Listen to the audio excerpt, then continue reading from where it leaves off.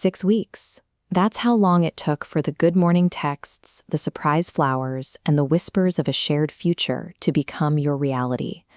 The affection arrives at a volume and speed that completely washes over the normal pacing of human connection.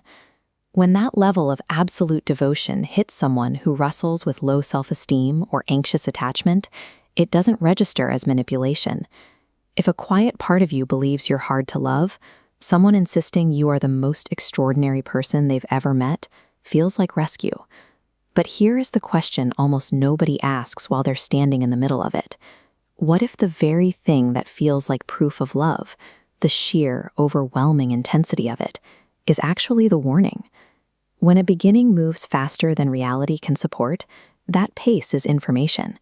It's a signal that volume and speed are substituting for depth, delivering affection faster than anyone could possibly earn the right to give it. If you find yourself unable to act on the feeling that something is off, it's not because you're naive, it's because you are entering a process specifically designed to take your judgment offline before you realize the trap has been set. The infiltration has a distinct signature, starting with a strategy called future faking. Within days, the word "we" arrives. They narrate a vivid future, trips together, the house you'll share, all before they even know your middle name. A real future gets built, a faked one gets narrated. Then comes the sheer volume of contact. The constant texting and the messages requiring an immediate response are framed as devotion they simply can't contain. But notice what this actually does. It crowds out everyone else. This flood of attention fills the space where your friends and your own quiet thinking used to live.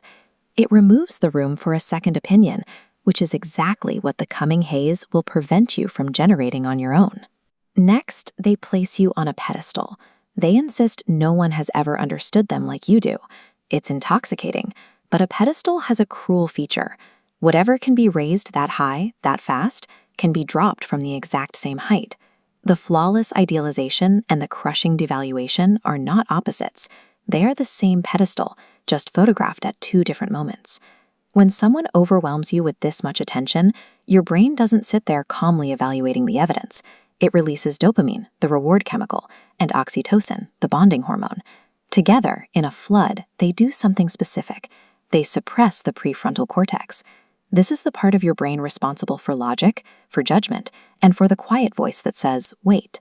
When this region goes quiet, you don't become a worse judge of character. You temporarily lose access to the equipment entirely. You are, in a real sense, not sober. This is why simply looking for warning signs often fails. The signs are there, but you are chemically prevented from registering them. The flood isn't a side effect of love bombing. The flood is the mechanism.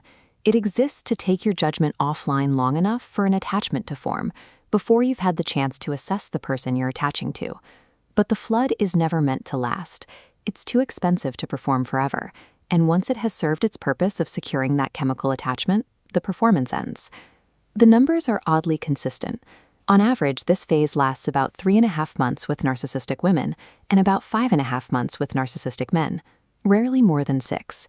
This shift is called devaluation. The person who couldn't stop praising you starts to find fault. The intimacy that felt limitless starts getting rationed, and a coldness sets in where there used to be heat. The cruelty is in the contrast.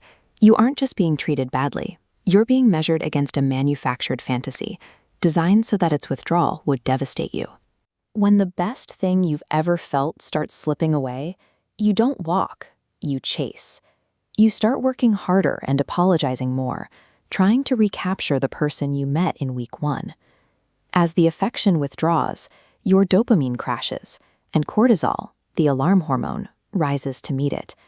Your nervous system reads their coldness as a threat to your survival. Leaving doesn't feel like escape. It feels like withdrawal. This creates the engine that turns a bad relationship into one you can't leave, a pattern called intermittent reinforcement. A reward that comes every time becomes boring, but a reward that comes unpredictably, sometimes warmth, sometimes cold, is something the brain cannot stop chasing. It is the exact mechanism that makes a slot machine more addictive than a vending machine. This is why friends get so confused when you stay. They see the broken promises, But your nervous system has been conditioned to treat this exact person as the only source of a feeling it can't live without. The fairy tale beginning and the nightmare middle turn out to be the same machine. The idealization built the dependency, the devaluation activated the withdrawal, and the occasional crumbs of old affection lock the bond in place. Real love is not measured by intensity, it's measured by consistency over time. You want someone whose behavior is the same on a boring Tuesday in month 9 as it was on the first incredible weekend. The next time a beginning feels too good, too fast, or too soon, you have a defense. Slow it down. Slow it down on purpose and watch what happens. A person offering real love will be relieved to take their time with you. A person running a flood will not be able to stand the delay. The speed of a relationship tells you how badly someone wants to bond you to them. Only time will tell you if they are safe. By forcing the pace to match reality, you give yourself the room to see who is actually standing in front of you.